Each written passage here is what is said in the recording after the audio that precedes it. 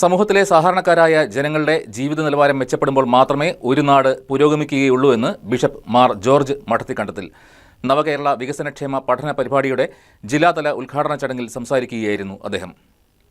നവകേരള സൃഷ്ടിക്കായി നടപ്പിലാക്കിയിട്ടുള്ള വിവിധ വികസന സാമൂഹിക ക്ഷേമ പദ്ധതികൾ ജനങ്ങളുടെ ജീവിതത്തിൽ സൃഷ്ടിച്ചിട്ടുള്ള മാറ്റങ്ങളും അവ സംബന്ധിച്ചുള്ള ജനങ്ങളുടെ അനുഭവങ്ങളും പുതിയ നിർദ്ദേശങ്ങളും നേരിട്ട് ശേഖരിക്കുന്നതിനായി ആവിഷ്കരിച്ചിരിക്കുന്ന നവകേരള വികസനക്ഷേമ പഠന പരിപാടി അഥവാ നവകേരളം സിറ്റിസൺസ് റെസ്പോൺസ് പ്രോഗ്രാമിനാണ് ജില്ലയിൽ തുടക്കമായത്. കോതമംഗലം ബിഷപ്പ് ഹൌസിൽ രൂപതാ ബിഷപ്പ് മാർ ജോർജ് മഠത്തിക്കണ്ടത്തിൽ നിന്നും അഭിപ്രായ ശേഖരണം നടത്തിക്കൊണ്ട് ആന്റണി ജോൺ എം.എൽ.എ. ജില്ലാതല ഉദ്ഘാടനം നിർവഹിച്ചു. ലോകത്ത് തന്നെ ആദ്യമായിട്ടായിരിക്കും ഇതുപോലെ ഒരു പ്രവർത്തനം ഒരു ഗവൺമെൻറ് നേതൃത്വം കൊടുത്തുകൊണ്ട് കേരളത്തിലെ മുഴുവൻ വീടുകളിലും ഞാൻ മനസ്സിലാക്കുന്ന ഏതാണ്ട് 85,000-ലേറെ വോളണ്ടിയർമാർ, സന്നദ്ധ പ്രവർത്തകർ, അവർക്ക് കൃത്യമായി പരിശീലനം കൊടുത്തുകൊണ്ട് മുഴുവൻ വീടുകളിലും അവർ കടന്നു ചെന്നുകൊണ്ട് സ്വതന്ത്രമായിട്ടുള്ള അഭിപ്രായങ്ങൾ, ജനങ്ങളുടെ സ്വതന്ത്രമായിട്ടുള്ള അഭിപ്രായങ്ങൾ അത് ശേഖരിച്ചുകൊണ്ട് അതിൻ്റെ തുടർ പ്രവർത്തനങ്ങൾ മുന്നോട്ട് കൊണ്ടുപോകാനാണ് സർക്കാർ തീരുമാനിച്ചിട്ടുള്ളത്.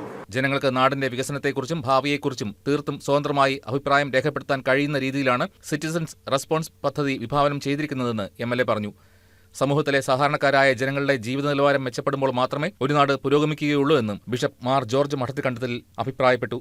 കേരള ഗവൺമെന്റിന്റെ ആഭിമുഖ്യത്തിൽ നടത്തുന്ന ഈ അഭിപ്രായ സമന്വയം ഏറെ ശ്രദ്ധാർഹമാണ്.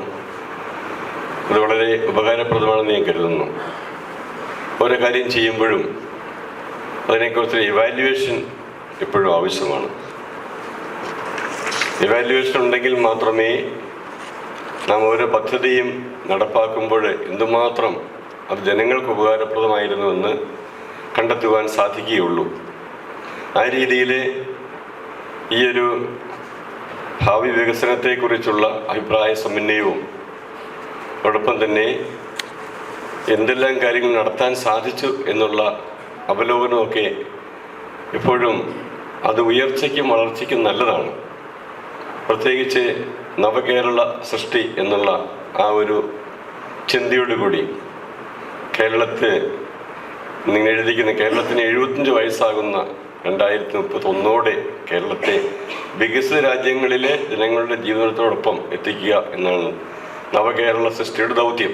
ഇത്തരത്തിൽ ജനങ്ങളിൽ നിന്നും അഭിപ്രായ ശേഖരണം നടത്തുന്നത് വളരെ നല്ല കാര്യമാണെന്നും നാടിന്റെ പുരോഗതിക്ക് അത് സഹായകമാകുമെന്നും അദ്ദേഹം കൂട്ടിച്ചേർത്തു. കോതമംഗലം ബിഷപ്പ് ഹൌസിൽ നടന്ന ചടങ്ങിൽ കോതമംഗലം നഗരസഭാ ചെയർപേഴ്സൺ ഭാനുമതി രാജു അധ്യക്ഷയായി. ജില്ലാ information officer N.B. Biju, ward councillor advocate Shibu Kuriakose, citizens response programme ജില്ലാ സമിതി അംഗം ജുബൈരിയ ഐസക്, രൂപതാ വികാരി ജനറലും മാനേജർ ഓഫ് കോളേജുമായ ഫാദർ പയസ് മലേക്കണ്ടത്തിൽ, രൂപതാ education secretary father Shaji Mathew Mundakkal, citizens response മണ്ഡലം ചാർജ് ഓഫീസർ D. ഉല്ലാസ് തുടങ്ങിയവർ ചടങ്ങിൽ പങ്കെടുത്തു. News desk KCV news.